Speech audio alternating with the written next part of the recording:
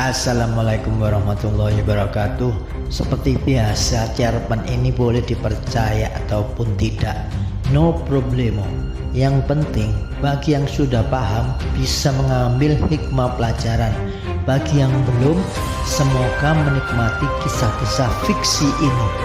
Fiksi adalah sebuah cerita yang mengandalkan imajinasi, pengalaman faktual penulis.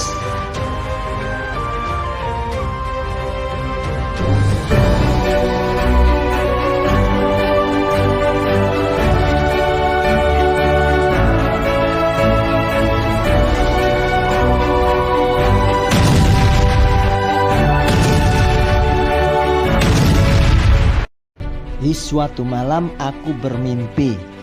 Namanya juga mimpi. Boleh percaya atau tidak. Ini terjadi di awal melakukan amaliyah kholwat 21 hari. Berzikir di dalam sebuah bilik kecil berbahan bambu, berukuran hanya seluas sajadah besar. Walau malam telah larut, tapi di dalam bilik mataku masih kuat mengawal tanganku yang memutar tasbih dengan diiringi gelengan kepalaku yang syahdu. Semakin syahdu hingga tiba-tiba terdengar lirih sebuah suara agak berat tapi sangat jelas. Assalamualaikum. Aku masih diam, acuh tak acuh. Oga merespon. Lawang aku sendirian, kok ada yang bersuara? Kan aneh. Di dalam respon cuekku ini, suara tadi melanjutkan bicaranya. Kamu sudah lama ditunggu. Eyang Kakung senang akhirnya kamu sampai juga di bilik ini. Bilik ini dikunci menunggu kehadiranmu. Memang saat datang pertama kali aku sempat lihat-lihat dulu. Saat itu aku ketemu bilik yang dikunci rapat memakai tali bambu. Waktu itu sempat aku bertanya dalam hati, ini tempat siapa ya kok dikunci? Ternyata tempat kholwatku. Hehehe. Lanjut ya. Aku biarkan suara itu terus berbicara sendiri. Karena kupikir biasanya ini pekerjaan sang penggoda, yaitu iblis, yang sering mendatangi para pelaku suluk saat lelaku atau tirakat atau amaliyah. Tapi suara itu sepertinya tahu kalau aku sedang penasaran, menyimak dan mendengarkan sambil terus berzikir dan mengamati area di depanku yang memang tidak ada apa-apa. Hanya gelap temaram malam, cahaya dari luar hanya lewat lubang-lubang angin-angin di bagian atap. Sehingga suara itu melanjutkan bicaranya. Kamu nanti jadi imam sholat teman-teman peserta ya. Nanti sambil dibantu, kalau ada yang masih bingung, diajari cara yang baik dan benar agar amaliyahnya berkualitas, tidak banyak yang zong.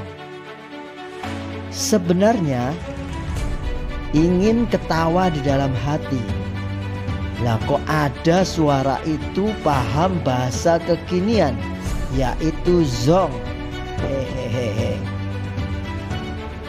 Kalau bisa dipimpin diadakan sering-sering dialog, sharing-sharing, tadaburan seperti di majelis, agar paham semua yang mereka jalani.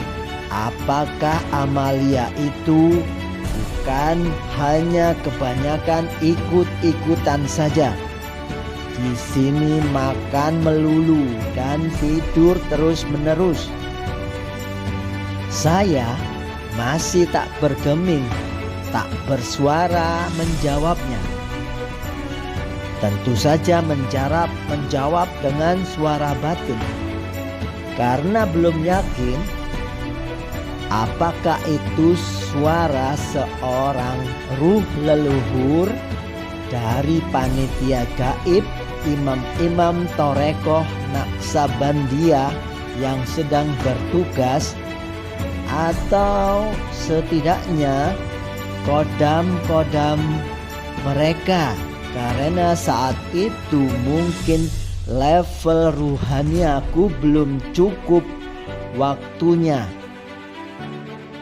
Info ini muncul begitu saja di benakku, seperti saat biasanya aku mediuman menjadi mediator.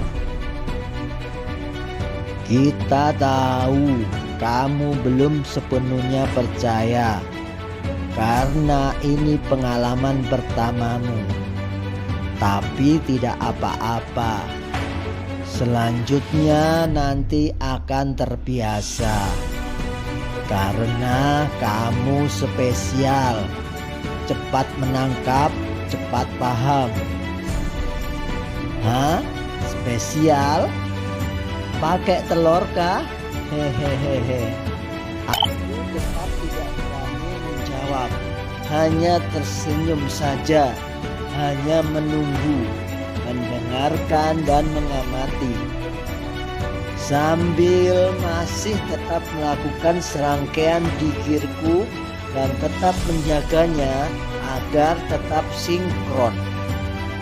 Sesekali aku tulis ulang lafadzku dalam-dalam, lafadz Allah, agar suara itu segera pergi jika benar itu suara tipuan.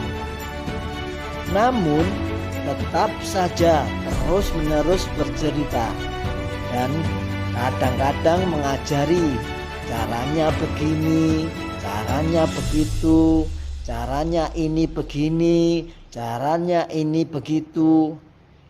Bahkan seingatku mengajarkan cara dan ilmu mengelola cuaca di kutub utara dibahas juga. Weleh. Oh ya, sekali lagi ini mimpi lo ya. Yang menulis saja juga waktu kejadian tidak percaya, karena seperti bermimpi. Apalagi yang baca tidak percaya juga pasti wajar. Hehehe. Oke, sampai di sini dulu teman-teman catatan suluknya. Dan ingat ya, tidak harus subscribe dan tidak harus komen pada channel ini. Kita ridho saja. Semoga dimudahkan masuk surga. Teruslah belajar, apalah tak gilun.